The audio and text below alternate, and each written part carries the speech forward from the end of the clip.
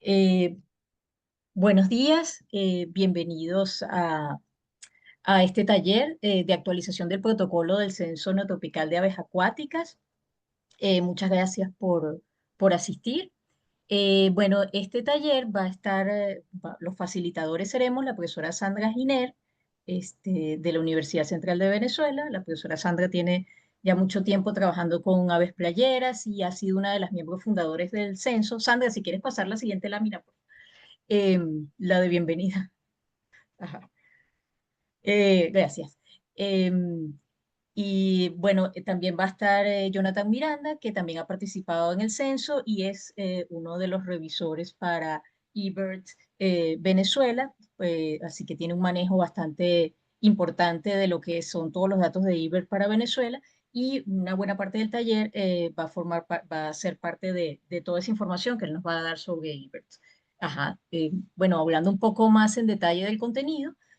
Primero, la profesora Sandra, ¿verdad? Nos va a contar un poco cómo ha sido la historia del censo tropical de aves acuáticas a nivel mundial y a nivel de Venezuela también, ¿no? Nos va a dar una serie de detalles de cómo fueron los orígenes del censo, en qué lugares del mundo se hace, porque es una iniciativa a nivel regional. Y bueno, nos va a hablar un poco de en qué partes del país se han hecho esos censos, cómo es la abundancia de aves en el país y a nivel general y por qué es importante este monitoreo y este censo neotropical. Luego, la profesora Sandra va a comenzar hablando un poco del protocolo, hablando de la selección de esos sitios, de esas localidades donde se va a realizar el censo. Y posteriormente, mi persona va a hablar un poco más en detalle de lo que sería el conteo de esas aves, ¿no? Digamos que el censo tiene esos dos componentes, ese protocolo, seleccionar un sitio donde hacer el censo y hacer los conteos de aves correspondientes, ¿no? Y luego se va a incorporar Jonathan Miranda, donde nos va a hablar entonces de la incorporación de eBirds como herramienta para colocar esos datos de esos censos. Bueno, Jonathan nos va a hablar un poco de qué es eBirds, cómo se puede usar, qué protocolos utilizar eh, cuando estemos colocando los datos del censo. Este, Ajá, siguiente, Sandra, la siguiente. Ajá, bueno, algunos detalles como la localidad, los recorridos, cómo enviar esos datos del censo hasta eBird, ¿no?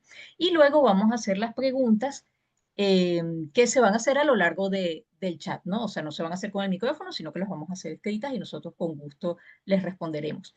Un poco rapidito, les queríamos comentar cuál fue la idea de este taller, ¿no? En un principio es porque cada vez eBirds se convierte en una herramienta más imprescindible y más importante para todo lo que son los censos de aves. Y en particular en el censo no tropical de aves acuáticas puede ser una herramienta muy útil y que facilita mucho el análisis de los datos, ¿no?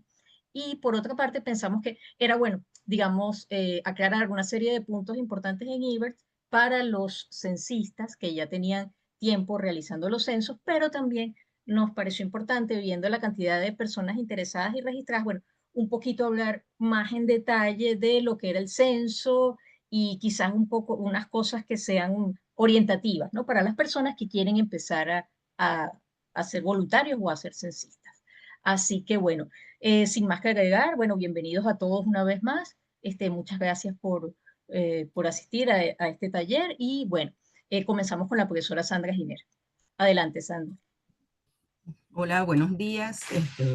Muchas gracias a todos por asistir a este taller. Bueno, yo voy a hablar primero que nada un poquito de historia de cómo es que se origina el censo neotropical de aves acuáticas. Inicialmente, lo que existía era lo que, digamos que, lo que vamos a hablar es parte de lo que corresponde al Censo Internacional de Aves Acuáticas, que ese es un censo que es coordinado por una organización internacional que es Wetland International. Este, digamos que este programa se ocupa es del monitoreo de las poblaciones de aves acuáticas, de su estado de conservación y de sus hábitats. Y este es el programa de monitoreo más grande y de mayor trayectoria que existe a nivel mundial. Sus orígenes se remontan a el siglo pasado y en el año 37 en el Reino Unido se inicia el Censo Internacional de Aves Silvestres que se concentraba principalmente en la protección de las aves acuáticas. Posteriormente, en el año 54 se transformó en una Oficina Internacional de Investigación de Aves Acuáticas y Humedales a nivel de Europa y amplió su alcance, incluyendo la protección de los humedales. En el 83 comienzan entonces a surgir otras oficinas, la Oficina Asiática de Humedales, que inicialmente era el Interweather, y en el 89 la Oficina de Humedales para las Américas. Ambas organizaciones tenían objetivos similares, la protección de las aves acuáticas y de los humedales. En el año 91, las tres organizaciones comenzaron a colaborar de forma estrecha y ya en el 96 se formalizó como una organización que es Wetland International, que es una organización global con base científica que trabaja con la sociedad civil, trabaja con gobiernos y con el sector privado para la conservación y restauración de los humedales. Esta ONG tiene su sede en los Países Bajos.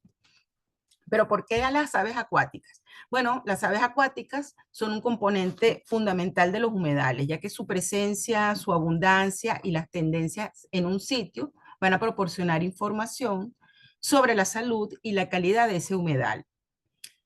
Además, las aves acuáticas tienen una función social que es muy importante, ya que proporcionan alimento, también recreación y oportunidades turísticas, siendo un grupo que tiene un valor importante en el aviturismo. Además, las aves acuáticas en su mayoría son migratorias. Eso quiere decir que entonces además conectan humedales y personas que están geográficamente separadas, lo cual, pues bueno, es una ventaja ya que permite entonces compartir el conocimiento y la cultura que pueden tener diferentes grupos a nivel mundial, en los cuales que trabajan en humedales que están geográficamente separados. El Censo Internacional de Aves Acuáticas se opera en 143 países. Principalmente, lo que hace este censo es recopilar la información sobre las poblaciones de las aves acuáticas en los humedales. Está organizado en 5 programas regionales, un programa que es África-Euroasia, otro que es Asia-Pacífico, otro programa que es en el Caribe, un programa en Centroamérica y el programa del neotrópico, que es el que nos ocupa, que es el Censo Neotropical de Aves Acuáticas. ¿Pero por qué con censos de aves acuáticas? Bueno, porque desde a mediados del siglo pasado se conoce que las poblaciones de aves acuáticas están declinando a nivel mundial, y esto principalmente debido a la destrucción y degradación de los humedales por actividades humanas. De manera que, bueno, conocer el estado de las poblaciones acuáticas también, de aves acuáticas, nos permite también conocer las condiciones que tienen los humedales, ya que estas aves acuáticas, al estar en su mayoría en grandes concentraciones en los humedales, funcionan como indicadores de calidad de estos ecosistemas. De manera general, las tendencias globales de las poblaciones de aves acuáticas, dentro de lo que son las poblaciones que se tiene información, se sabe que el 38% están disminuyendo, 31% se mantienen estables y 20% están aumentando. Sin embargo, a nivel mundial, el 18% de las poblaciones de aves acuáticas no se conoce la tendencia. Cuando nos vamos al neotrópico, la situación es un poquito más grave, ya que el 58% de las poblaciones que se conocen en el neotrópico están disminuyendo. 9% se mantienen estables, 28% están aumentando, pero hay un 50% de poblaciones de aves acuáticas de las cuales no se conoce la tendencia. Y la razón de que no se conozca la tendencia es porque no hay suficiente información levantada en censos de aves acuáticas en humedales. Bueno, el censo neotropical de aves acuáticas en particular se inició fue en el año 90, inicialmente en Argentina, Chile y Uruguay, y posteriormente se fueron incorporando los demás países. Este es un censo que es coordinado por Wetland Latinoamérica, que tiene su oficina en Argentina. Es un programa también dirigido a recolectar información sobre el número y distribución de las aves acuáticas de la región neotropical. Y surgió en respuesta a una publicación que se hizo en el año 86 sobre el inventario de humedales de la región neotropical. Venezuela se incorpora en el año 2006 y los objetivos del censo, del Censo Neotropical de Aves Acuáticas, son contribuir al conocimiento y a la conservación de los humedales y las aves acuáticas, promover la participación local y consolidación de una red de instituciones y personas comprometidas con dicho fin, contribuir a definir prioridades de investigación y conservación mediante la identificación de humedales de importancia internacional o de sitios que albergan especies amenazadas, contribuyendo a la implementación de tratados internacionales como la Convención Ramsar o de los humedales, la Convención de Biodiversidad y la Convención de Especies Migratorias. También es brindar un marco necesario para el monitoreo de los humedales de importancia internacional o regional, en particular los sitios Ramsar, las reservas de la red hemisférica de reservas para aves playeras y las IVAs de BirdLife International. Y por último, pues estudiar la distribución y abundancia de las aves acuáticas del neotrópico, cuya información va a ser básica para programas de conservación y de manejo. Bueno, y es importante resaltar que el censo de aves acuáticas a nivel mundial funciona es a partir de la participación de voluntarios. En Venezuela, el programa está coordinado por la Unión Venezolana de Ornitólogos, quien lo coordina es la doctora Cristina Sáenz.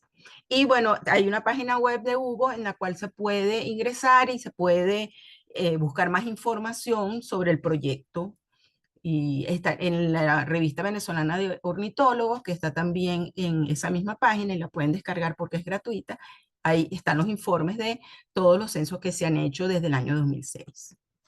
Un poco para que conozcan lo que tenemos, digamos, en este momento en cuanto a resultados del censo, pero en función de resultados de la extensión geográfica que ha tenido el censo y la participación de los voluntarios entre 2006 y 2022.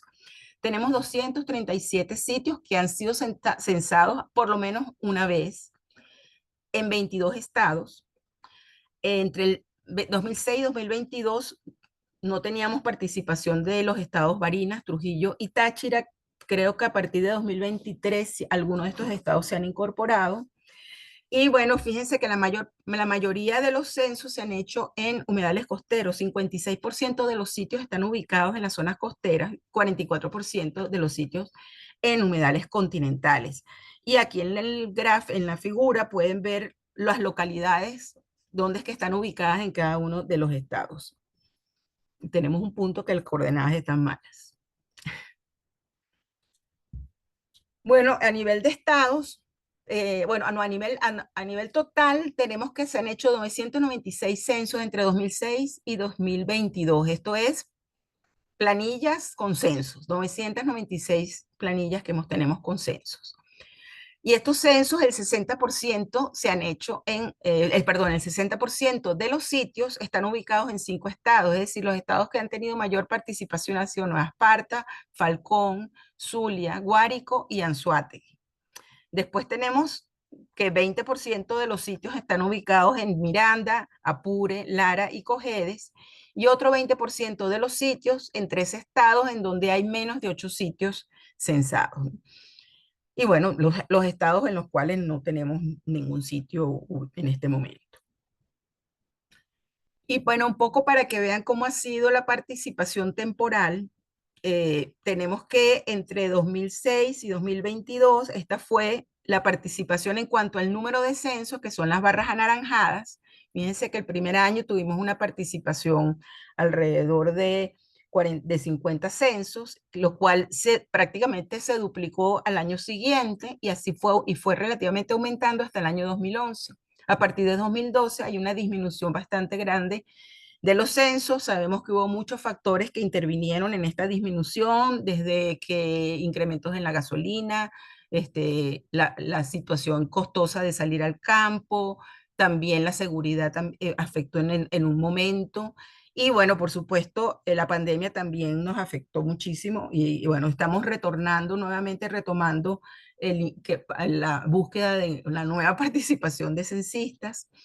En la línea podemos ver cómo también cambió la cantidad de sitios. Pero fíjense que hemos tenido 33, en este periodo entre 2006 y 2022 son 33 periodos de censo que se han hecho. Cuando me refiero a periodos es que, bueno, si cada año se realizan 2 censos, cada censo es un periodo. Y bueno, entonces, para empezar a hablar de lo que es propiamente el protocolo del censo neotropical de aves acuáticas y cómo lo queremos, digamos, mejorar y actualizar aquí en Venezuela, vamos a hablar un poquito de la información que se busca recopilar. Lo primero es la información sobre el sitio censado, que es un humedal. A nosotros nos interesa es identificar qué humedales son importantes para las aves playeras. Entonces, y necesitamos entonces caracterizar esos sitios. Luego viene la parte que es propiamente el censo de aves acuáticas, que es el conteo de las especies de aves acuáticas que están presentes en ese sitio que identificamos.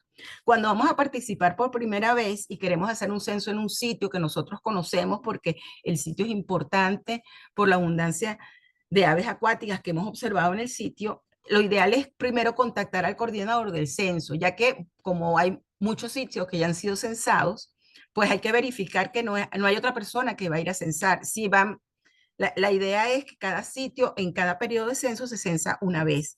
Si hay varias personas interesadas al mismo sitio, lo ideal es que colaboren y entonces se pongan en contacto y todos vayan juntas o por lo menos coordinen quién es el que va a hacer ese censo. Entonces hace falta mucho que las personas se contacten con el coordinador, porque la idea es que tengamos un mayor número de sitios que sabemos que son importantes para las aves acuáticas que sean censadas. El protocolo, además, que buscamos es estandarización. La estandarización es una valor clave para el recuento del censo neotropical de aves acuáticas. Todos los que participan en el censo tienen que seguir una metodología similar para que digamos que esos datos tengan una validez que permita entonces hacer comparaciones de recuentos a lo largo del tiempo.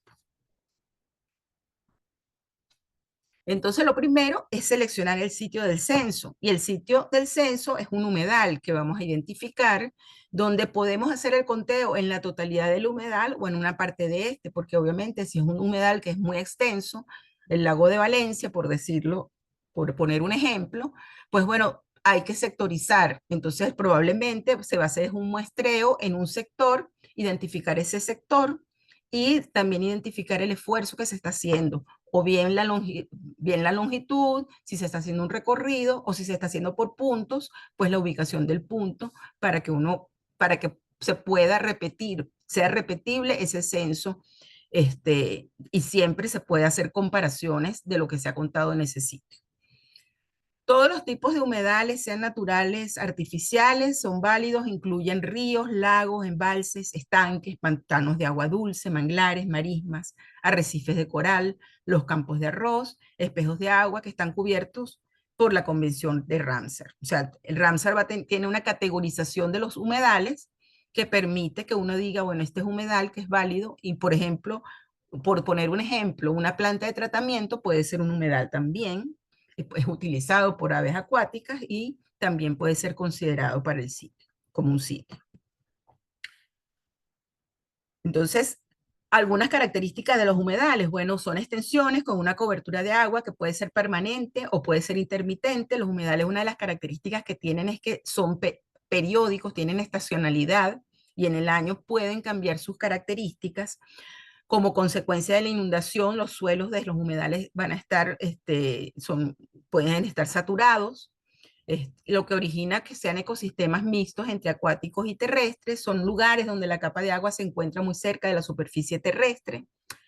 Pueden ser marinos o de agua dulce, pueden ser naturales o artificiales, como ya dijimos. Y bueno, les voy a mostrar algunos ejemplos de cuando tenemos un sitio. Aquí vemos en la figura de la izquierda, este sería un sitio que es la Laguna de Játira. Esto es en el estado Falcón, cerca de, todo esto es parte de la planicie, forma parte de la planicie del río Tocuyo.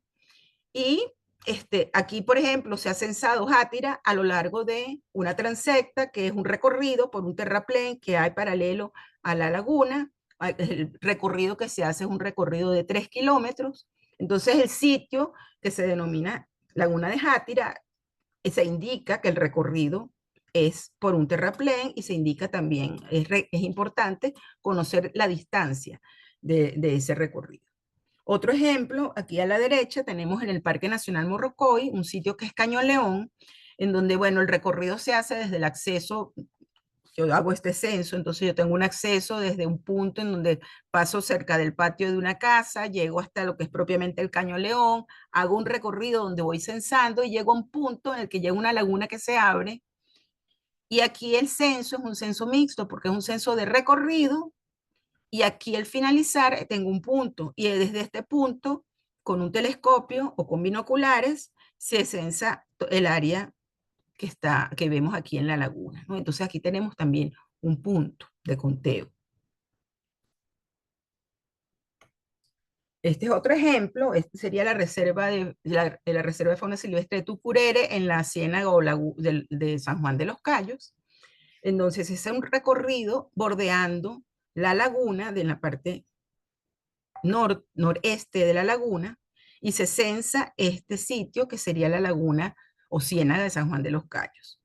Si además censáramos la parte externa que está en la playa, esto sería otro sitio distinto porque son hábitats diferentes. Entonces, cuando vamos a hacer un censo de un sitio, la idea es que estamos censando es un humedal que tiene unas características bien definidas. Si hay dos sitios cercanos con características de humedales muy distintos, cada uno debería ser un sitio diferente para que entonces tengamos realmente, podamos hacer comparaciones.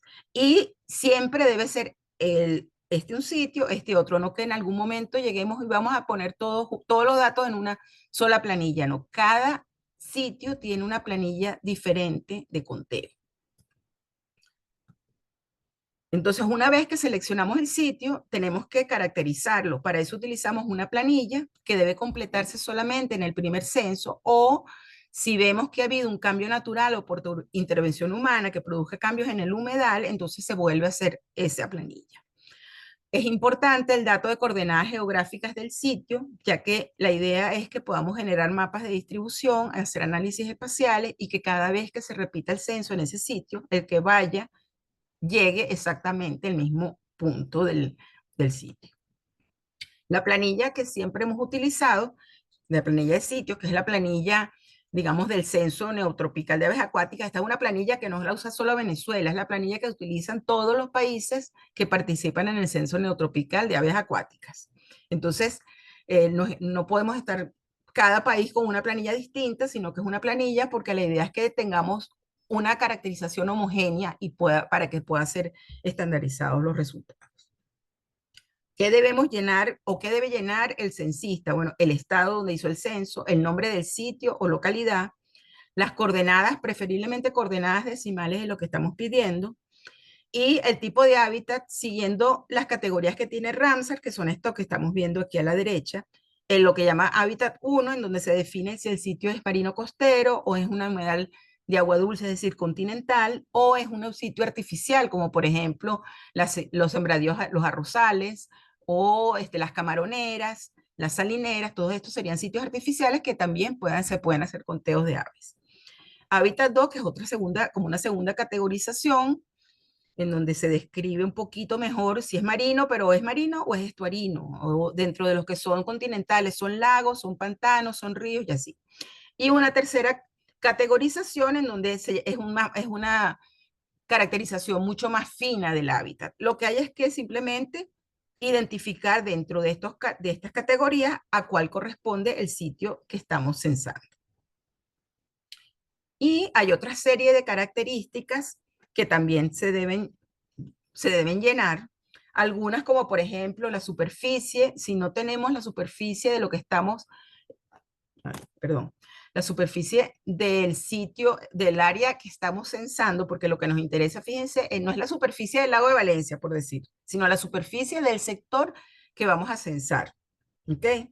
Entonces, si no tenemos ese dato, pero tenemos el dato del recorrido que estamos haciendo, entonces ponemos la distancia en vez de la superficie. Si podemos delimitar la superficie, por ejemplo, en el Google Map o en Google Earth que pudimos censar, también puede ser útil. Si tienen información sobre las lluvias, la precipitación anual del sitio, es una información válida. Si tienen el dato de la profundidad, también es una información válida. Si no la tienen, pues bueno, no importa, si no la pueden llenar. Y en las otras caracterizaciones, pues como salinidad, acidez, protección, caza, pesca, agricultura, manejo del nivel del agua, pues bueno, aquellas que tengamos información la podemos resaltar y si no, hay un punto en donde se dice sin información o desconocido.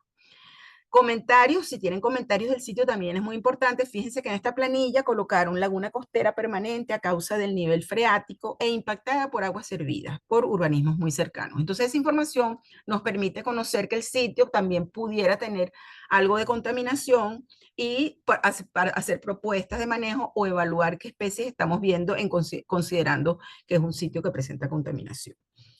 Por último, una de las cosas que necesitamos es que tenga un esquema del sitio con los límites del área censada para conocer exactamente cuál fue la superficie que se censó, o por lo menos, por eso es que si ustedes pueden elaborar en un mapa de Google Earth un polígono donde se vea dónde fue que ustedes realizaron el censo, pues no podemos tener una información aproximada de la superficie que están utilizando.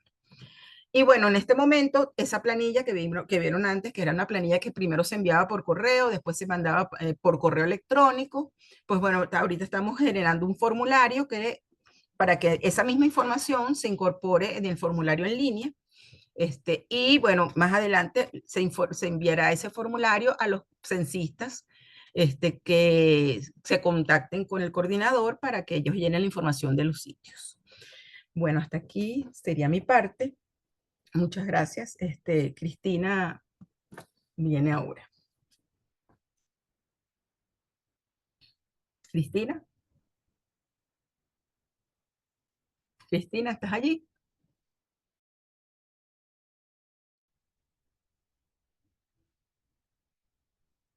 Cristina,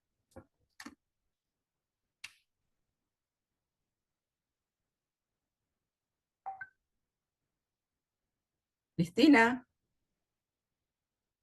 será que se perdió la conexión? Mute. Ok, perdón, es que el micrófono, no sé qué pasó, que lo tenía apagado y no, Ah, no ok, podía ok. no podía reactivarlo, no sé qué pasó. Disculpe. Ya. Bueno, gracias Sandra. Bueno, yo voy a complementar un poco la parte que les comentó Sandra de los protocolos. Esta parte de los protocolos está un poco más dirigida a las personas que no han realizado censos anteriormente, ¿no? Es decir, a los nuevos potenciales censistas y voluntarios, ¿no? Bueno, básicamente el censo tiene como dos partes, ¿no? La parte de los sitios, que fue lo que Sandra nos acaba de explicar, y la parte del conteo. La parte del conteo también es muy importante porque digamos que es el alma del censo, ¿no? Es decir, es la identificación de esas aves acuáticas presentes en ese sitio que seleccionamos y luego vertir esa información anteriormente, desde el 2006, que fue cuando comenzamos a hacer los censos, se hacía en unas planillas de conteo, unas planillas de Word, pero recientemente ha habido esa transición hacia eBird, porque es mucho más sencillo para el censista, ¿no? Pero hoy vamos a hablar como de una combinación de esas dos cosas, ¿no? Una de las cosas importantes en este tipo de conteos y que los hace muy valiosos es que estos conteos se hagan a largo plazo, es decir, que año tras año, a lo largo de los censos, se mantengan esas localidades, un poco para tener idea a lo largo del tiempo cómo va cambiando, o si se mantiene o si cambia, digamos, esas poblaciones de aves que están allí. El censo se hace 2 veces al año, en febrero y en julio. Eso está determinado por la sede de Wetland International, que son los que nos avisan. Wetland International Latinoamérica, que es la sede en Argentina, nos avisan, ¿no? En qué periodo va a ser. Este año va a ser del 1 al 20 de julio, ¿no? Por lo general nosotros solemos ser flexibles, o sea, solemos dejar algunos días de flexibilidad eh, para que, bueno, para dar más facilidades a la realización del censo.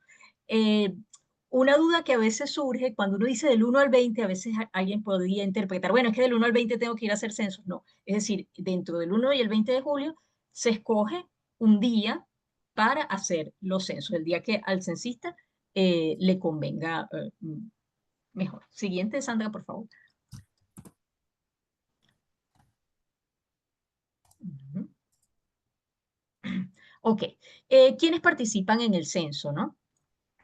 Bueno, tenemos voluntarios que están haciendo censos prácticamente desde que comenzó en el 2006 a hacerse los censos, ¿no? Unos voluntarios que han sido como fundadores, ¿no?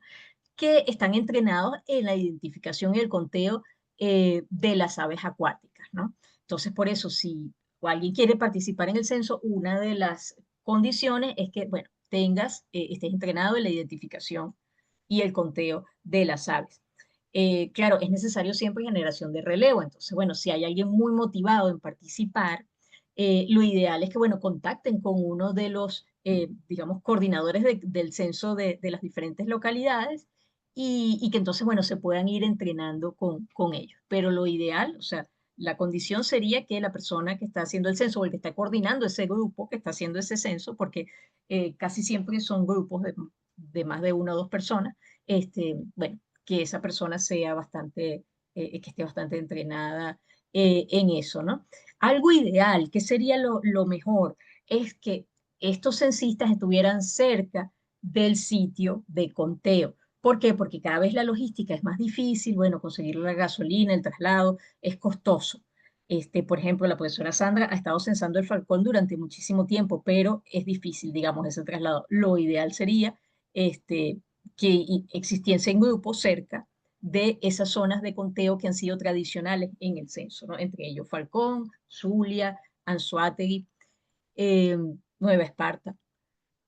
Bueno, ¿quiénes han sido estos participantes en el censo? Bueno, realmente es bastante heterogéneo, ¿no? Lo que tienen en común es que conocen de identificación de aves y tienen una motivación, porque este es un trabajo voluntario, ¿no? Es decir, todos aquí donamos de nuestro tiempo para que este proyecto tan importante siga adelante, ¿no? Entonces, bueno, han sido observadores de aves, miembros de ONG, como por ejemplo Dubón o por ejemplo Mangle en el Zulia, profesores de universidades, de institutos de investigación, es decir, es muy amplio y muy diverso, ¿no? Y queremos que siga siendo diverso y que sigan incorporándose más censistas, ¿no? Porque tal como lo vieron en la gráfica de la profesora Sandra, hemos tenido una disminución importante en los últimos años, ¿no? Bueno, por las situaciones que todos conocemos, ¿no? De dificultades. Y bueno, y con respecto a los sitios, lo que la profesora Sandra nos comentó, y bueno, resaltar un par de cositas, ¿no? Por lo general han sido sitios reconocidos por esa abundancia y riqueza de aves acuáticas, esos sitios importantes digamos, es importante mantener un esfuerzo en hacer un seguimiento a largo plazo, ¿no? Como en el caso de la Ciénaga de los Olivitos o el Refugio de Fauna de Cuares.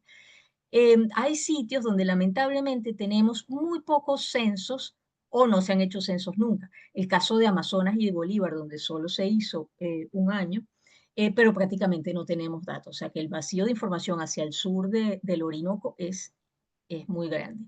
Y también hay estados donde nunca se ha hecho censos, como Táchira, Barinas y Trujillo, donde tenemos ausencia de voluntarios allí. Así que sería muy importante, si hay alguien de esos estados aquí entre el público, o que si conocen algún observador de aves o alguien que se quiera motivar, sería muy importante, digamos, a realizar muestreos allí, porque es toda una información que estamos perdiendo, ¿no? Siguiente, Sandro.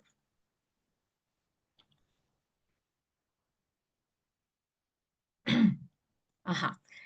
Bueno, ¿de qué depende la calidad de la información de los censos? Bueno, es una tarea compleja realmente porque hay algunos grupos, que ya vamos a hablar de eso, de aves acuáticas que son difíciles de censar, de identificar en el campo, ¿no? Entonces, bueno, por eso la idea es que sean censistas entrenados en cuantificar esas bandadas o esas agrupaciones de aves, ¿no?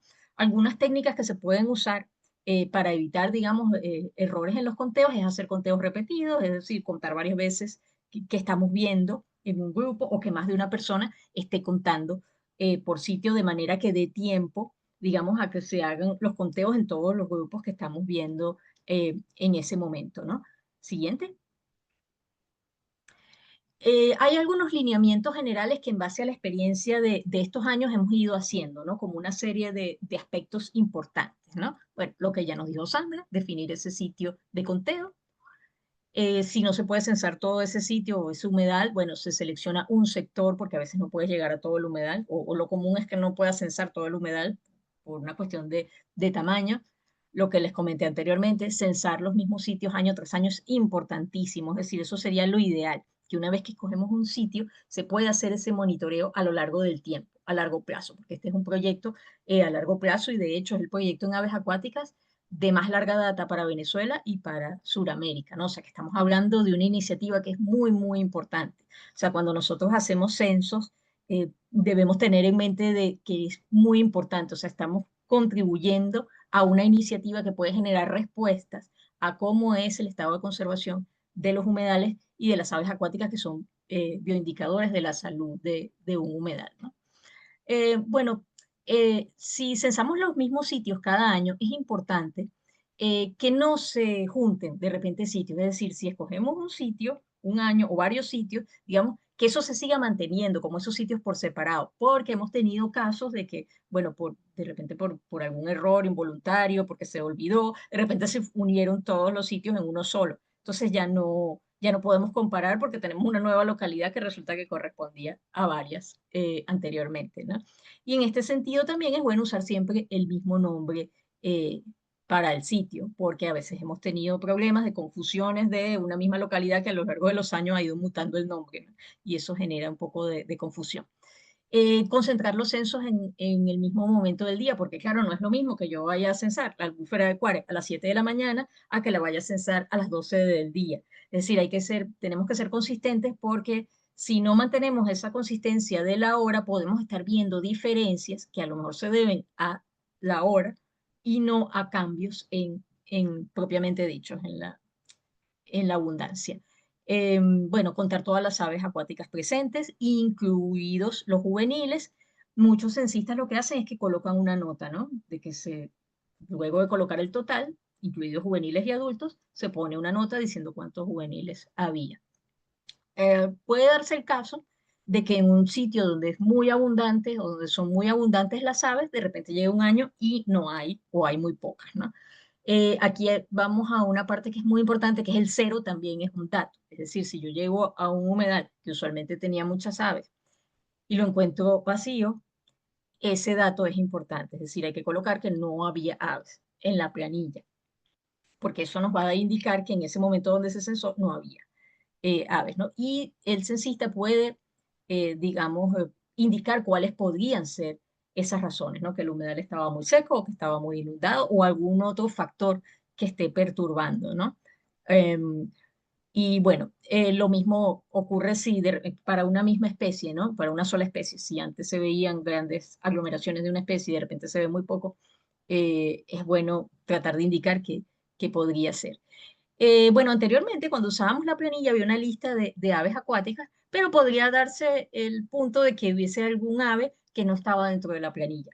Y si no está dentro de la planilla, bueno, sería importante agregarlo en la parte de comentarios. Como ahora estamos haciendo, volcando los censos en eBirds, eso no habría problema porque allí están todas las especies. Siguiente. Ajá. Bueno, este taller tiene mucha información sobre el protocolo de los censos, sobre cómo hacerlos. No es un taller de diversidad de aves acuáticas. Sin embargo, yo quise traer este punto a colación porque tiene un poco que ver con algunas dificultades que se presentan a la hora de hacer el censo. O sea, tenemos 184 especies de aves acuáticas para Venezuela, ¿no? Tenemos migratorios y residentes, ¿verdad? Y tenemos una gran diversidad de playeros, garzas, cotúas, corocoras, flamencos, etcétera, ¿no? Como por ejemplo aquí que vemos un aruco, un pelícano, una garza paleta, etcétera. Pero hay algunos grupos que tienden a generar errores y confusiones. Siguiente, Sandra. Hay algunos grupos que son relativamente fáciles, como por ejemplo la familia Ardei de las garzas, que son bastante reconocibles unas especies de otras, ¿verdad? Muchas de ellas andan en solitario, entonces son relativamente fáciles de cuantificar. Sin embargo, a veces puede haber algún tipo de confusión, ¿no? Entre un morfo oscuro, un morfo blanco, etcétera, ¿no? Pero bueno, eso ya es materia de otro taller. Pero, por ejemplo, hay grupos mucho más complicados. ¿Por qué? Porque se parecen mucho y, digamos, para distinguir una especie de otra hay que ver, por ejemplo, el color del pico, el color de la pata, una serie de detalles que requieren mucha minuciosidad. Y el problema es que muchas veces estas gaviotas están todas juntas en bandadas mixtas, ¿no? Y lejos. Entonces, claro, puede ser muy cuesta arriba en algún momento distinguir las especies, cuando tienes 5 y 6 especies juntas, las tienes a mucha distancia y no las puedes ver bien. O sea, tienes que contar o con tu pericia, o muchas veces si no tienes esa pericia, bueno, apelar a fotos, a tomar fotos de esa bandada que estás viendo y después hacer la identificación. ¿Qué es lo que ocurre en estos casos? O sea, ¿cómo hacer para solventar estos problemas? Bueno, se puede dejar hasta la ARID SP. No hay problema. Es decir, si uno no llega a identificar alguna especie, es preferible dejarlo hasta Laride SPP o Faetusa SPP, etcétera, a llegar a cometer una identificación errónea, que eso sí alteraría un poco los datos de los censos. Siguiente.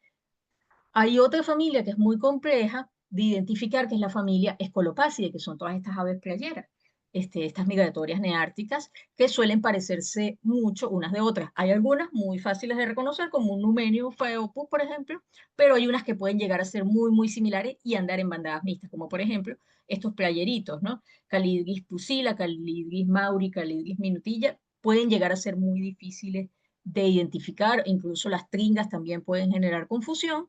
Entonces, por eso la planilla tiene esa opción, ¿no? De Calidris SPP o Tringa SPP y así, ¿no? Hasta llegar a Escolopasi de SPP para evitar estos errores, ¿no? Que son, realmente son muy fáciles de cometer porque por lo general estas aves están a cierta distancia, se están moviendo rápidamente y bueno, son difíciles de distinguir en algunos casos. Siguiente. Bueno, lo que les comentaba anteriormente, esto es la opción, vamos a verlo, eso lo van a ver tanto en la planilla de los censos como en la hoja de IBIR, ¿no? Tanto Calidris SP como Tringa, Charadrius, es decir, van a tener esa opción, ¿no? Y de verdad no hay ningún problema para los censos con que ustedes lleguen hasta género o incluso hasta familia, porque sabemos que es un problema bastante frecuente. Y por último, ajá, siguiente. Vamos a ver otro de los problemas, además de la identificación, es que pueden haber ciertos errores involuntarios, ¿no? Que yo de repente coloqué en un renglón una especie y resulta que lo que quería era colocar la especie de abajo, que eso nos pasó con la cotúa agujita y la cotúa olivácea, que de repente era un dato de 800 cotúas oliváceas, agujita, perdón, bueno, y cuando se le preguntó a los censistas era que había habido un error a la hora de llenar la planilla, ¿no?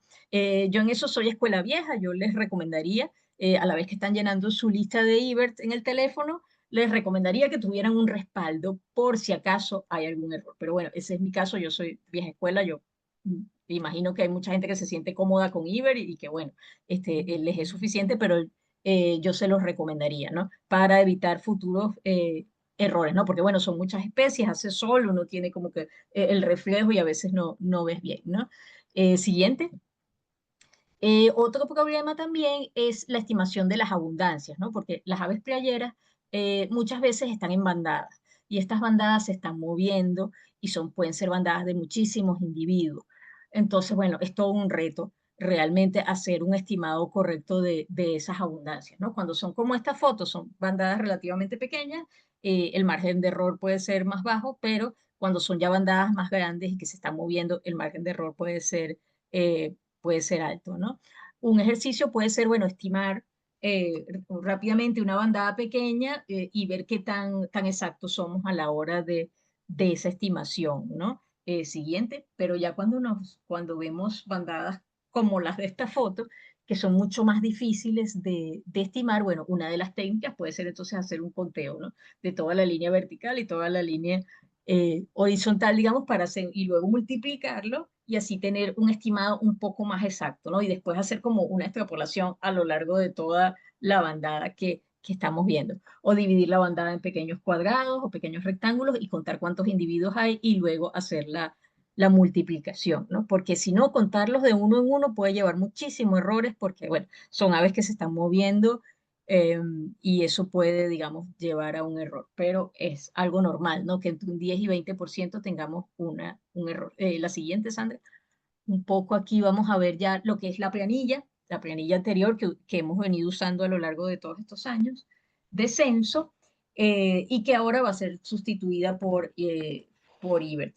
Algo importante, es decir, nosotros damos la opción de que puedan seguir usando la planilla, es decir, si se sienten más cómodos utilizando la planilla de Word, pueden seguirlo usando y nosotros trabajamos con ella también, sin problema. Si se sienten más cómodos en IBERT, bueno, pueden usar eBird. La idea es que tengan las dos opciones, ¿no? Sin embargo, si van a usar eBird, es importante que den cierta información en la parte de los comentarios, ¿no? Como por ejemplo, cómo fue la superficie censada del humedal, si fue parcial o completa, si habían censado ese sitio antes, cómo fue ese tipo de censo, si fue caminando o en bote. Bueno, aéreo no aplica, pero sí mixto, por ejemplo, si fue en carro o caminando, es decir, un poco lo que explicaba Sandra en Caño León, ¿no? Que una parte se hacía un recorrido, después era un muestreo por punto. Eso es bueno identificarlo. El estado de la humedad, ¿no? Si se encuentra inundado. La planilla dice normal, pero realmente normal es algo muy relativo. Normal puede ser que esté seco o que esté inundado, es decir, eso no da una información. Pero sí decir si estaba seco o si estaba inundado, por ejemplo, o si tenía algún tipo de alteración visible, ¿no? Las amenazas al humedal también, ¿no? Hacer una estimación de cómo es esa presión sobre el humedal, bien sea algún tipo de amenaza por contaminación, por algún derrame petrolero, por algún tendido eléctrico, por actividad excesiva de pesca, etcétera, ¿no? Eso es bueno explicarlo o agregarlo a las notas en IBERT y decir, bueno, cómo era el tiempo, si llovía, si estaba despejado, si nublado, o sea, si un viento muy fuerte. Ese tipo de cosas es importante especificarlas, ¿no? Aquí, bueno, ¿cómo es la estructura de la planilla? La tenemos dividida por familias, ¿verdad? Y al lado de cada nombre, dentro de la familia, al lado de cada nombre de la especie, tenemos unos códigos. Estos códigos no se preocupen, esos los usamos nosotros a nivel de hacer las bases de datos, pero ustedes se pueden manejar con los nombres en latín, ¿no? En Iber tiene la ventaja de que, bueno, ustedes configuran cómo, qué tipo de nombre quieren tener. Aquí vemos un ejemplo, en Ralus, por ejemplo, tenemos Ralus SPP porque es uno de los grupos difíciles de identificar, ¿no? Porque siempre están como escondidas, es difícil verlas, ¿no? Muchas veces se reconoce por canto, es decir, es un grupo complejo para censar. Siguiente, Sandra. Bueno, es una planilla bastante larga, no se las traje todas porque realmente estaríamos pasando durante varias láminas, pero para un poco, para que vean, ¿no? Cómo son, cómo van a estar todos estos géneros, un poco lo que les decía Ardeide SPP, es decir, si ven una garza pero no saben cuál es, bueno, simplemente colocan Ardeide, ¿no? Aquí la taxonomía no está del todo actualizada, ¿no? Podemos ver algunos nombres que están ya en desuso, pero bueno, más o menos se entiende qué especies son. Aquí es importante en esta columna de colocar entonces cuántos individuos están viendo, ¿no? Bueno, tenemos aquí todas las garzas, tenemos las jacanas, eh, el ostrero, que es bastante fácil de identificar, la familia Escolopacide que les mencionaba anteriormente, que puede darse confusión. La siguiente, Sandra, por favor. Y ya por último, no, ya viene, perdón, ya eso era un poco para mostrarles cómo era la planilla y bueno, darles la opción de si quieren seguir trabajando con la planilla o si quieren trabajar con la herramienta de IBERT. Y bueno, eso sería todo. Muchas gracias bueno, por asistir y ahora entonces eh, viene la parte de Jonathan que nos va a explicar muy bien cómo es el uso de IBERT para los censos. Hola, buenos días. Bueno, gracias a todos por la participación. Vamos a tratar de hacer aquí un pequeño repaso primero de qué es Iber y muy rapidito cómo se usa. Y luego para entrar más en la parte técnica de cómo utilizarlo, cómo aplicarlo en el Censo Neotropical de Aves Acuáticas. Bien, lo primero, dado que hay un 22% de los que se inscribieron para este taller que nunca han usado Iber, bueno, vamos a dar esta pequeñísima introducción de qué es Iber. Y bueno, Iber, ya que tengo aquí, ok. Iber es un proyecto de ciencia con participación ciudadana desarrollado por el Laboratorio de Ornitología de Cornell. Esto quiere decir que es un proyecto de ciencia con protocolos para ciencia, donde los ciudadanos, los usuarios eh, no científicos, digámoslo así, pues usan estas metodologías y buenos usos de la aplicación para generar estos datos y a la vez para verse beneficiados con las bondades del sistema. Esta plataforma es para almacenar y visualizar los registros de las aves en cualquier parte del mundo. Bien, por qué queremos usar IBER ahora en el Censo No Tropical de Aves Acuáticas? Bueno, primero que es un sistema estable y gratuito, o sea, no hay costos en ese sentido y dado que lo lleva la Universidad de Cornell, uno puede pensar que va a permanecer en el tiempo. Los datos quedan almacenados y respaldados en un servidor externo. Esto igualmente da seguridad de que toda la información siempre va a existir y siempre va a estar bien respaldada. La digitalización es inmediata. Esto facilita muchísimo a los coordinadores, en este caso, porque si vieron antes, Sandra mencionó que habían 900 y tantas planillas que tenían que pasar a una base de datos y esto es tiempo y si es tiempo del investigador, del coordinador, bueno, imagínense, es muchísimo y si se le paga a alguien, bueno, es dinero que se necesita y en estas cosas no tenemos dinero generalmente para este tipo de actividad, ¿no? Entonces termina haciéndolo el investigador. Permite compilar información de manera organizada y sin errores de transcripción, que esto es algo muy común, el tema de los errores de transcripción, cuando tú estás pasando a una planilla a una base de datos, generalmente algo vas a escribir mal. Entonces, cuando estás haciendo los análisis, después que hiciste todos los análisis, te das cuenta, mira, es que tenía duplicada tal especie porque tenía una H menos en el nombre. Entonces, esta es otra de las ventajas. Lo otro es que los datos ya están actualizados taxonómicamente, como vieron en lo que dijo Cristina. Muchos de los nombres en la planilla original están desactualizados. Entonces, muchas personas que no manejan la taxonomía no van a saber, por ejemplo, que es un catastroforo, no me acuerdo ya ni cómo se llama, la tringa semipalmata, que ahora es tringa. Entonces, es importante que esto que ya está todo actualizado, entonces cuando descargas los datos para hacer los análisis, ya tienes todo estandarizado, todo perfecto taxonómicamente. Bueno, algo importantísimo también es ahorro de papel. No es necesario que llenen la planilla y llenen Iber, porque eso es una duplicación de esfuerzo. Lo que se busca es que también el censista tenga menos, eh, digamos, inversión de tiempo en tanto llenar la planilla y luego pasar esos datos al Iber. Y bueno, y está la parte del ahorro del papel. Permite agregar fotografías y audios para la corroboración. El sistema de Iber puedes ingresar tus audios, tus fotos y esto, bueno, puedes consultarle a los coordinadores sobre la identidad de alguna de las especies o incluso a los revisores de Iber. Hay ahorro de tiempo al anotar las especies, números de individuos y otros datos. Una vez en algún momento sacamos, eso creo que fue no me acuerdo.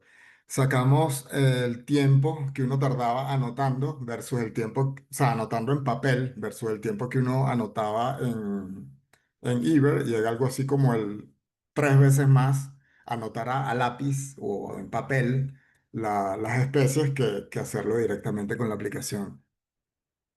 Permite georreferenciar fácilmente los puntos y los recorridos de los censos, que eso es súper útil en el caso de definir las transectas o los recorridos que van a hacer dentro de cada sitio, porque bueno, la aplicación te lo hace gráficamente y además ya te capta los datos para la base de datos. Y lo otro es que, bueno, la marca automáticamente los datos temporales, lo que acabo de decir, hora, fecha y duración.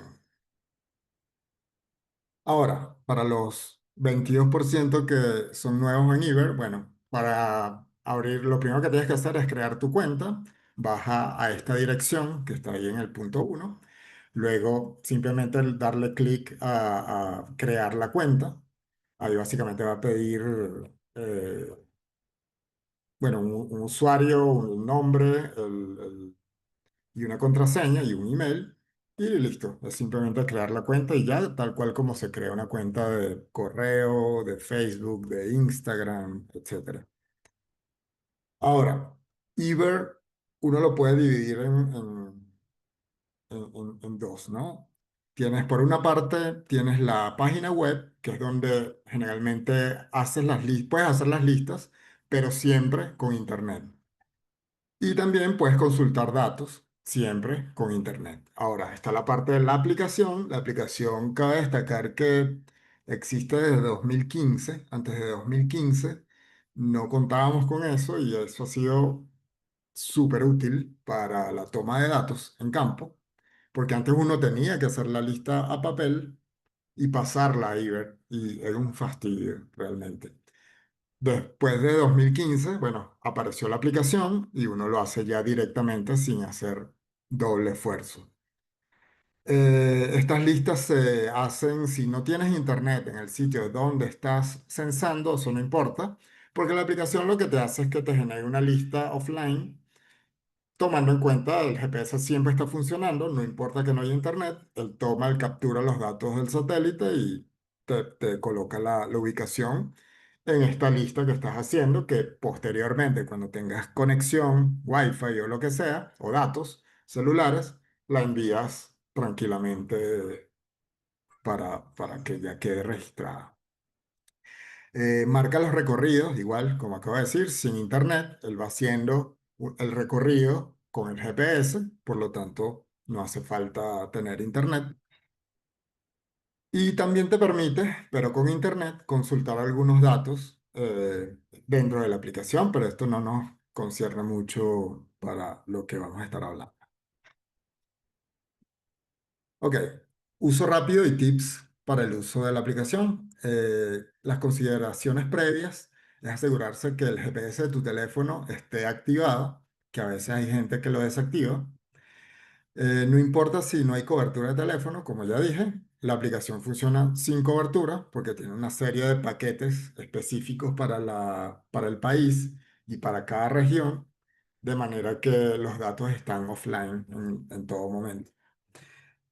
Comenzar el listado, ok, cuando vayas a comenzar el listado, tienes que hacerlo justo en el punto de inicio del conteo, especialmente cuando vayas a hacer la primera definición de tu recorrido, ¿ok? Chequear que en el app esté activo el recorrido, esto también es importante, al principio hay una pestañita que uno activa para que se active ese recorrido, hay gente que se le olvida, entonces básicamente no les guarda el recorrido, sino que les deja un punto. Ahora, usando el app, pues, déjame darle play a esto. Comenzar con este botón verde para comenzar la lista. Hay varias maneras de agregar las especies. Déjame darle play. Hay varias maneras. O sea, por ejemplo, uno puede usar códigos parciales. Esto cuando uno usa en latín o en inglés, nada más. Es que funcionan los códigos. El código, por ejemplo, en el caso de un Vanellus chilensis, que es un alcaraván, sería VACH. Y con eso uno se ahorra un montón de tiempo para escribir los nombres. Que hay muchos usuarios que tienen tiempísimo usando la aplicación y no conocen esto. Igual uno puede colocar el número de individuos arriba en donde uno está escribiendo la especie, de manera que uno pone todo ya el registro que va definitivo, ahí como se ven ahorita en la pantalla, que pongo 8 Fimosus infucatus arriba de una vez y de una vez me los marca. También uno puede darle en donde está el número, en el caso que estés contando en simultáneo mientras estás viendo, puedes irle dando ahí donde está el más y te va agregando de a un individuo por vez. ¿Qué otra cosita así? Déjame ver que se termine aquí el video para... Bueno, ahí uno puede poner detalles sobre cada registro de cada especie, ¿ok? Que eso es importante cuando hay juveniles, inmaduros, aves, qué sé yo, heridas, o aves a lo mejor empetroladas o muertas incluso. Y bueno, también están los comentarios del checklist, que eso es lo que estaba comentando antes Cristina, que hay una serie de datos que sería deseable colocar en estos comentarios. Entonces, por ejemplo, como que esta lista forma parte del Censo No Tropical de Aves Acuáticas, puede ser también cómo está el día, soleado, nublado, más los datos que Cristina comentó anteriormente. Vamos a ver qué otra cosita puse por aquí. Bueno, lo otro es, que esto lo vamos a ver más adelante, no olvidarse nunca de compartir con el resto de los voluntarios que estén censando contigo. Y además, compartir, que esto lo voy a volver a repetir al final, compartir con el usuario del Censo No Tropical de Aves Acuáticas, porque es la única manera que tenemos para que los datos nos lleguen, o sea, les lleguen a ellos, a los coordinadores, directamente a la cuenta del censo. Y con eso ellos ya pueden ir trabajando los datos, ¿ok? Em, ya que se me pasó. Ok. Bueno, para conocer un poco más sobre Iber, si eres nuevo o incluso si no eres nuevo, puedes hacer este curso gratis que ofrece la Universidad de Cornell. Si mal no recuerdo, está subtitulado en español y al final te dan un certificado y este certificado es chévere tenerlo para, a veces lo piden en algunos talleres que uno hace igual online. Lo otro es seguirnos a través del Instagram por esta dirección, este usuario de Iber Venezuela, donde constantemente estamos dando información relevante. También puedes preguntarnos puedes preguntar por cuáles canales están de WhatsApp están en tu región. Por estos canales también estamos informando y complementando y solventando dudas sobre la aplicación. Pero ahora vamos a caer entonces directamente a, bueno, a cómo usar Iber durante los censos no tropicales de aves acuáticas. Básicamente enfocado en el protocolo y algunos detallitos que sean importantes. Bien, para el censo no tropical de aves acuáticas únicamente se permite que usen el protocolo de recorrido, que es este que está acá, y el estacionario. No se usa el protocolo incidental, ¿ok? Porque tanto el de recorrido como el de estacionario es el que mantiene los datos de esfuerzo de muestreo, ¿ok? Que esto es súper vital a la hora de hacer comparaciones y a la hora de usar los datos. Entonces, se me perdió aquí el puntero.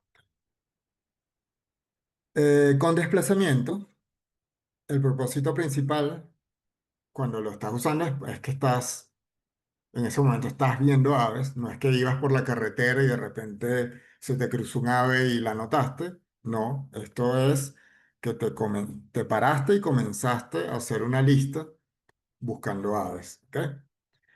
En este caso te mueves a más de 30 metros desde el punto de inicio, esa sería la definición ya del recorrido, ya que se me acaba de ir la luz, pero ok, está todo funcionando. ¿Me escuchas? Sí, ¿verdad? Sí. Ok. El siguiente protocolo es el estacionario. El estacionario igualmente no es que te paraste de repente y hiciste una lista, no, es que te paraste en el punto que tienes definido para hacer el censo. Estás dedicado a ver aves y no te estás moviendo más allá de 30 metros desde el punto en el que te paraste. O sea, puedes caminar máximo 30 metros alrededor de ese punto. Entonces, ahora vamos a caer un poco en lo de las listas ideales y las no ideales, que son aceptadas para el censo no tropical de aves acuáticas. Ya hablamos de los protocolos, idealmente, o sea, únicamente pueden usar esos dos protocolos que comenté. Ahora hay otros detalles que son importantes. Cuando tenemos una lista, bueno, lo que llamamos ideal son las listas que tengan menos de 4 kilómetros de recorrido. ¿Por qué? Porque esto tanto para el usuario, pensándolo como en un usuario de Uber, es importante porque vas a tener una distancia menor, por lo tanto va a ser más fácil cuando veas un registro en dónde ubicar esa especie. A nivel de censo, es porque, bueno, 4 kilómetros es un tamaño máximo igual suficiente, adecuado, como para que camines 1 hora durante tu recorrido. Esta duración, tal cual como acabo de decir, es menos de 1 hora, no puede ser más de 1 hora para que sea una lista ideal, ¿ok? Esto igualmente lo que busca es, por ejemplo, si en el proyecto quisieran evaluar, qué sé yo, la actividad de las aves a lo largo del día, si tú tienes una lista de 4 horas, no vas a saber en qué momento de esas 4 horas hubo mayor actividad o menos actividad. En cambio, si tú tienes segmentos más cortos en tiempo, pues sí vas a poder a la larga, cuando tengas muchos datos, saber más o menos cuáles son los picos de actividad, por dar un ejemplo. Las listas ideales además tienen que ser completas. Se habla de una lista completa cuando estás registrando todas las especies de aves que estás viendo en el momento que estás haciendo el censo, sean acuáticas o no sean acuáticas. Si solo te estás limitando a las especies acuáticas del proyecto, entonces es una lista que no es completa. Pero hay que tener bien claro esto. No todas las listas, o sea, si estás haciendo un censo y solo estás registrando las especies acuáticas, no es una lista completa, es una lista incompleta, ¿ok? Por lo tanto, hay que tener claro eso, hay que tener cuidado con eso porque eso es importante a la hora de usar los datos, ¿ok? Si tú pones una lista incompleta como completa, básicamente estás diciendo que la diversidad de aves es muchísimo menor que la que realmente sería si hubieses registrado todas las especies. Bueno, como acabo de decir, los protocolos permitidos, eso también hace que la lista sea ideal para el proyecto. Lo otro es que estas listas tienen que tener abundancia, abundancia que contaste los individuos. Eso sería una lista ideal y por eso está también haciendo el censo. La idea es saber cómo son las fluctuaciones y las tendencias poblacionales para cada sitio, ¿no? Ahora, hay una excepción en el caso aquí del proyecto, es que puede que haya un censista que solo se enfocó en las aves playeras por cuestiones de tiempo, por cuestiones de conocimiento. Entonces, bueno, en ese caso, en que es la excepción, que cumpliste con todas las otras cosas anteriores, menos con que las listas no van a ser completas. En ese caso, vas a marcar tus listas incompletas porque no agregaste las especies que sí viste, que estaban alrededor, que no eran aves acuáticas. ¿Ok? Esta parte es bien importante. Ahora, ¿cómo marcar correctamente los recorridos? Recuérdense que no sé si Sandra o Cristina mencionaron que les enviaran un esquema del sitio, del recorrido. Entonces, Iber es perfecto porque cuando ustedes están en campo, ustedes pueden iniciar su recorrido en el punto que van a iniciar, van caminando, eso va marcando en un mapa dentro de la aplicación, va marcando el recorrido que están haciendo y cuando lleguen al punto final donde ya no van a marcar el recorrido. Entonces, esto va a quedar grabado y esto es lo que van a usar luego para enviárselos a ellos, para que ellos sepan cómo es el recorrido de aquí en adelante en ese sitio que ustedes escogieron. Bien, como acabo de decir, para marcar correctamente tienen que comenzar justo en el lugar y momento de inicio de la lista. eh, y paran justo en el punto final del recorrido, ¿ok? Ustedes, bueno, ahorita voy a mostrar una parte de qué pasa cuando se pasan del tiempo, que están dentro del área, pero se pasan el tiempo. Bueno, eso, ahorita hay una función nueva que lo hace automáticamente Iber, que es que cada vez que tú retrocedes, cuando vas caminando, en vez de sumarte eso como recorrido, eso te lo elimina, ¿ok? Entonces eso es muy chévere porque permite que sea mucho más preciso la distancia real del recorrido. Aquí puse abajo, en las listas les va a aparecer cuál es la distancia total. Ya se me perdió el puntero otra vez. Ok. La distancia total quiere decir cuando la aplicación está contando los retrocesos. En este caso que yo estaba esto no me acuerdo dónde es que era, pero yo sé que yo ahí estaba en la moto, entonces me iba parando en varios puntos. Eh, bueno, el recorrido total de punto de inicio a punto final fueron de casi 4 kilómetros, que está bien dentro de los parámetros de las listas ideales. Y la distancia total, que esta no se cuenta, pero la aplicación la pone, es esta que te restó todas las veces que te fuiste hacia atrás. O sea, yo cada sitio que me paré, yo seguramente caminé hacia atrás, caminé hacia adelante, me retrocedí, me monté en la moto y seguí. Entonces, bueno, eso lo va contando. En el caso que nos pasemos, hay una opción chévere en Iber que es editar el track. Entonces, si tú llegaste al punto final, pero seguiste con tu lista activa y te pusiste a seguir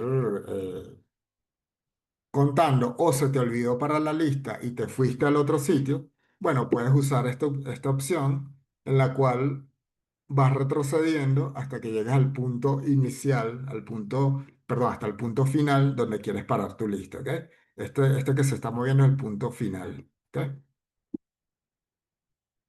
Ahora, ¿cómo crear, usar y nombrar los sitios del censo? Bueno, como ven ahí en la pantalla, esto es directamente de lo que uno ve en la aplicación cuando la está usando. Tú hiciste tu recorrido, digamos que eso era una laguna, supongamos. Yo hice un recorrido alrededor de esa laguna, fueron menos de 4 kilómetros, menos de una hora. Pero cuando yo voy a enviar la lista, la aplicación me pide seleccionar una localidad, ¿ok? De aquí en adelante tienen que redefinir sus localidades para que sean usadas en el censo, ¿ok?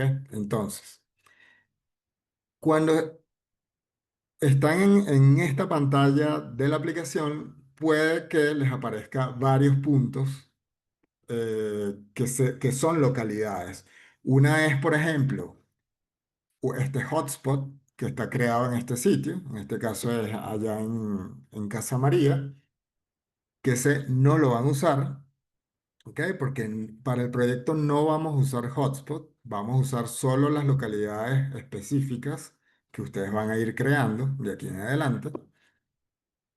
Tampoco van a usar localidades personales que tengan cerca, que no tienen ni un nombre definido, sino que van a usar la localidad donde se marcó el punto de inicio. Esta localidad siempre va a estar marcada con un punto anaranjado. ¿Ok? En caso de que prefieran que no sea ese punto, sino que quieran hacer un punto central, porque bueno, aquí tienen un recorrido eh, alrededor de esta área, bueno, a lo mejor pueden también definir el punto en el centro de este recorrido. Entonces, bueno, eso con respecto a cómo crear el punto y cómo tener el punto correcto. Recuerden, tienen que a partir de ahora crear por primera vez ese punto y ahorita vamos a ver cómo van a nombrar el punto. Bien, ya teniendo el punto seleccionado, lo siguiente que les va a aparecer cuando le dan aquí crear localidad, les va a aparecer este cuadrito de diálogo en la pantalla. Entonces, él les va a poner de manera estándar esta localidad con unas coordenadas. Le vamos a dar a la X y vamos a poner el nombre que realmente le vamos a dar. Entonces, para hacer que el nombre siempre sea consistente y que se vea más formal y que sea de mucha más ayuda para los que van a usar los datos, en este caso las coordinadoras, Cristina y Sandra. Entonces, bueno, podemos tener como fórmula para crear el nombre, esta que estoy poniendo en pantalla. Básicamente, el área general va primero, luego ponen dos, ya que se me pierde el puntero, perdón, van a poner dos guiones. De ese guión va seguido el nombre del sitio, en este caso, bueno, el nombre del sitio que ya mencionó Sandra anteriormente.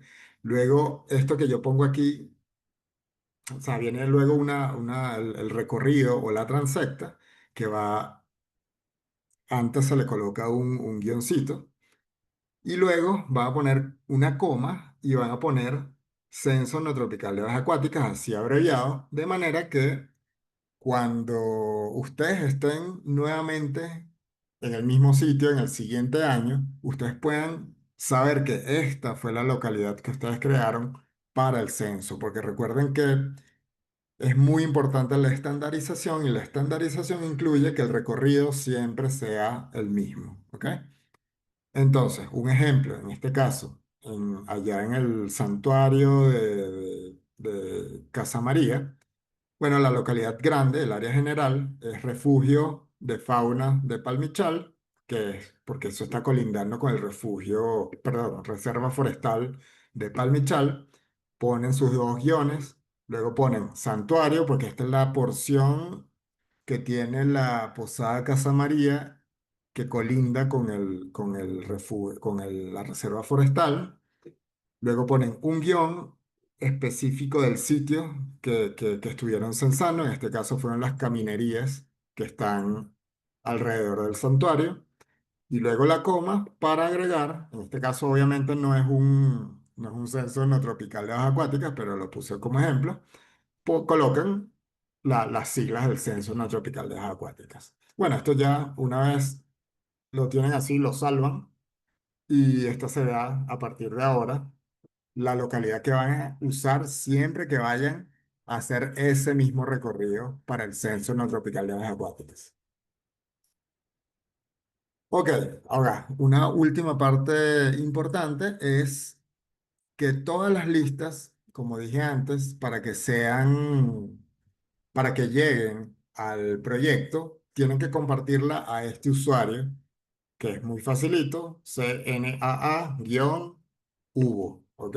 Súper fácil, anótenlo, agréguenlo en Iber, pueden agregarlos a sus contactos, de manera que cuando lo busquen ya lo van a tener ahí. Y bueno, no olvidarse también de compartirlo con el resto de voluntarios que los acompañaron durante el censo. Aquí puse un videito, bueno, de más o menos dónde se hace. También es importante que añadan todos el número de participantes durante la lista.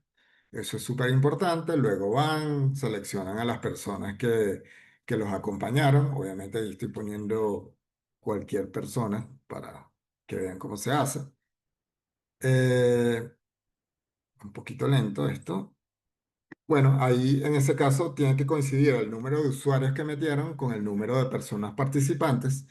Pero además, como van a agregar el usuario del censo, esto no debería reflejarse en el número total de participantes, ¿ok? Siempre les va a parecer que fue compartido con 9, pero, o sea, en este caso, 9, pero hay 8 observadores, porque el usuario del censo no cuenta como observador como censista, pues. Bueno, ya con esto creo que es lo más básico que podríamos decir para el uso de Iber. Ahorita, bueno, viene la sección de preguntas. Le paso la palabra, no sé si Sandra o Cristina.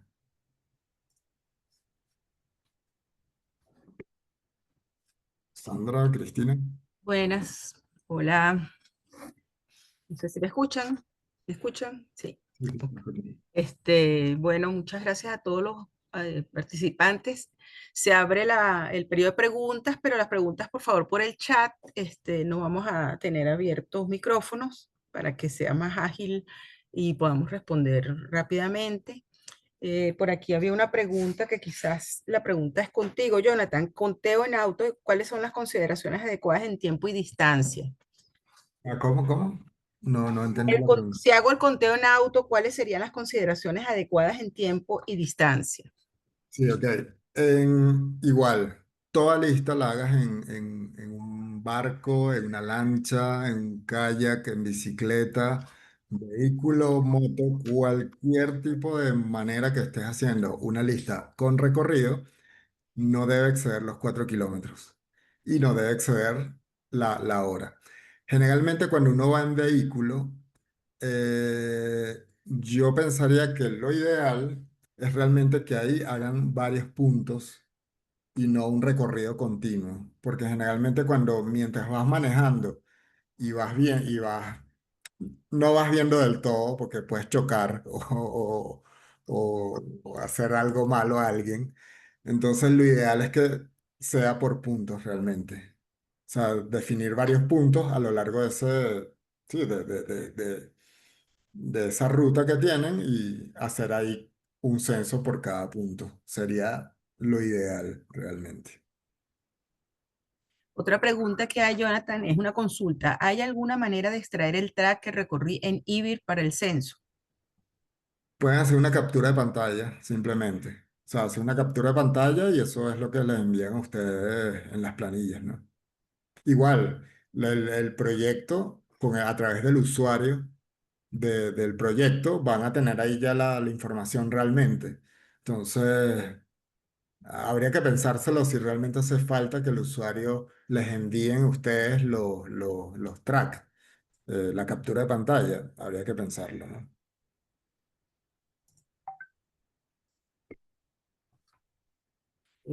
A ver, muchas gracias por el taller. Se puede compartir con el usuario CNNA. Hubo listas en IBIR que hice y cargué en el sistema para censos en años anteriores que reporté a la coordinadora con las planillas. Esta es pregunta de Rafael Yani. O sea, Sí, si las sería chévere. se puede Sería, hacer eso. sí, sí. Cualquier lista se puede editar y compartir con el usuario. Y ojo, ahí sí hay que tener es cuidado de que no es que si van en una fecha en que no sea censo, van a estar compartiendo, no. O sea, la idea es que solo compartan las que hagan durante las fechas de los censos, ¿no? Sí, claro, eso es importante. El O sea, a periodo de veces- censo que lo tienen que tener en cuenta porque ese es un periodo de censo para todo el neotrópico. O sea, por eso es que se abren periodos, porque él está censando, él se está haciendo el censo de aves acuáticas en todos los países, desde el sur de Argentina hasta el norte de Sudamérica, es decir, Venezuela y Colombia y las Guayanas. Eh, por aquí preguntan, en caso de haber censado antes en el sitio y haberle colocado otro tipo de nomenclatura en IBIR, ¿no hay problema en editar el nombre de la localidad? no habría problema si le ponen el nombre apropiado y que el sitio esté realmente donde debe estar, ¿no? Recuerden que en este caso lo que acordamos es no usar hotspot, porque los hotspots mezclan muchas cosas. Entonces tiene que ser un sitio específico para su recorrido en ese sitio. ¿Ok? Entonces sí lo pueden editar siempre y cuando esté bueno. Pero si, por ejemplo, no tienen el recorrido hecho, sería bueno que hagan otra vez ese punto. De manera que, bueno, quede marcado ese recorrido que ustedes, las coordinadoras, van a usar luego, ¿no? Mira, por aquí hicieron un comentario. Si en la condición de estacionario, si estás contando un dormidero, posiblemente la lista deba durar más de una hora. No, generalmente una hora es súper más que suficiente para un dormidero, súper, o sea, en un punto estacionario súper, esto lo hemos hecho un montón de veces y sí, o sea, claro, a menos que tú, si te pones en un dormidero a contar desde que empiezan a llegar hasta que se terminan de meter, eso es otra cosa. Ahí la idea sería Sí, realmente la lista creo que, creo que esa es la situación, que es en el varios sitio donde están segmentos llegando. sería en varios segmentos de una hora para, bueno, poder tener eh, el total. ¿Se debe censar un día o se debe tomar diferentes zonas en días diferentes? O sea, la idea es que cada sitio se censa un solo día. Si el lugar, si el humedal que van a censar requiere ser separado o seccionado por zonas, cada zona sería un sitio. Entonces, si pudieran ser días diferentes, pero, o sea, se supone que son zonas que están alejadas, de manera que no estamos contando los mismos individuos las dos veces. No sé si con eso se aclara la pregunta. Sí, y con respecto, Sandra, a la siguiente pregunta de si el censo se hace del 1 al 20 Ujú. y se puede contar varias veces en los puntos censados, esa es una pregunta muy interesante porque es un error que se suele ocurrir y es bueno aclararlo. O sea, se va a censar una sola vez. O sea, no es que censamos varias veces el mismo punto, hacemos un promedio, no. Es decir, se censa cada localidad una vez, dentro de ese rango de días en los que está establecido el censo, que puede ser cualquiera de esos días, ¿no? Sí, es un solo censo por sitio. Y Exacto. aquí preguntan, ¿aconsejan solicitar la creación del recorrido del censo con un nuevo hotspot o no es necesario? Bueno, yo creo que Jonathan ya respondió eso porque la idea es no generar nuevos hotspots. Eso es lo que entiendo, ¿no, Jonathan? No usar hotspot, no usarlos, ni, ¿cómo se llama? Ni sugerir que el punto ese sea un hotspot. No, eso negativo. Tienen otra función, pues los hotspots. Sí, sí, sí. Otra pregunta, ¿tienen listas hechas analógicamente no, tenía listas hechas analógicamente que tenía perdidas, extraviadas? Las conseguí hace poco, pero no reporté a la coordinadora en su momento en el que los levanté. ¿Todavía les interesa esa información y se les puede compartir por el usuario del CNA IBIL? Claro que sí, por supuesto que nos interesa esa información. Sí, vamos a compartir la grabación de la charla. Una vez que la tengamos ya descargada, eso se va a subir al YouTube de la Unión Venezolana de Ornitólogos, al canal YouTube. Y se les va a enviar una información a cada uno para que estén informados que ya fue subido al canal de YouTube.